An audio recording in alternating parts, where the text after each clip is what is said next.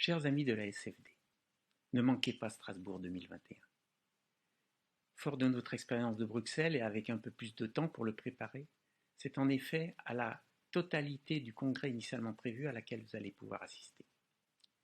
Grâce à 5 chaînes diffusées en parallèle et en direct, vous aurez les symposiums, vous aurez toutes les séances de communication orale, vous aurez les séances qui nécessitent un peu plus d'interactivité avec l'audience, comme les ateliers, comme le symposium transgénérationnel, comme enfin un nouveau type de format que nous inaugurerons à Strasbourg, que nous avons appelé les rencontres avec l'expert.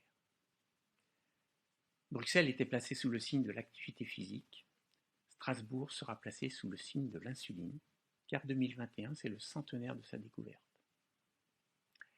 Pour célébrer cet événement, nous avons demandé à William Rosten, un neuroendocrinologue français de renom, qui a beaucoup travaillé à l'histoire de la découverte de l'insuline, de nous en faire part lors de la conférence finale. Auparavant, vous aurez eu l'occasion d'apprécier un certain nombre de thèmes sur lesquels nous avons souhaité mettre l'accent à Strasbourg, par exemple le thème du rôle du tissu adipeux dans le diabète que nous aborderons à travers un symposium et à travers la conférence plénière de Dominique Langin.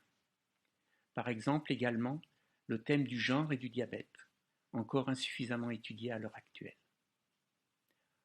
Bien sûr, vous aurez eu l'occasion auparavant d'assister et d'apprécier la conférence inaugurale, pour laquelle je laisse le soin aux organisatrices locales de vous la présenter. Chers collègues, nous sommes très heureux de vous accueillir à la séance plénière inaugurale du congrès SFD Strasbourg 2021 consacré aux grandes découvertes en biologie. Gérard Gradwolt, directeur de recherche à l'INSERM, à l'Institut de génétique et biologie moléculaire à Strasbourg, travaille depuis de nombreuses années sur la différenciation du pancréas endocrine. À l'heure où la gravido-pancréatique entre dans le soin courant, il nous présentera comment les connaissances sur la biologie du développement ont conduit à la thérapie cellulaire du diabète et permettront la bioingénierie de la cellule bêta. Bien évidemment, notre congrès sera l'occasion également de vous présenter les différentes innovations thérapeutiques en diabétologie, la boucle fermée, la greffe d'îlot-pancréatique, qui feront l'objet des newsletters à venir. Chers collègues, à très bientôt, donc en mars 2021, pour le congrès de la SFD. En dehors des grandes innovations de la diabétologie, nous pourrons découvrir des thématiques satellites originales, comme les effets métaboliques du cerveau, de l'activation des gènes horloges, des perturbateurs endocriniens et même du manque de muscles.